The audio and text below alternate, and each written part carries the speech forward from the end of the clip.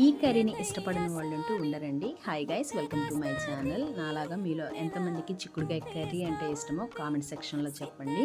చూస్తున్నారు కదా, ఇలాగ చక్కగా చిక్కుడుకాయలు అనేది చిన్న చిన్న ముక్కలుగా కట్ చేసుకొని 2 టైమ్స్ అనేది శుభ్రంగా వాష్ చేసుకొని పక్కన పెట్టుకున్నాను.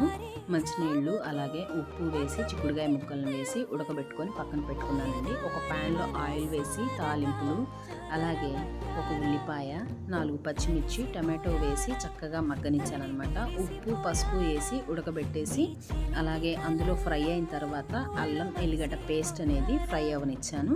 తర్వాత దాంట్లోకి కారం వేసాను. అలాగే మన చిక్కుడుకాయ ముక్కలు అనేది కూడా వేసి బాగా వేగనిచ్చేసి మనకు కావాల్సినంత ఒక చిన్న టీ గ్లాసుడు వాటర్ వేసాను అనమాట. కొంచెం గ్రేవీగా ఉండడానికి.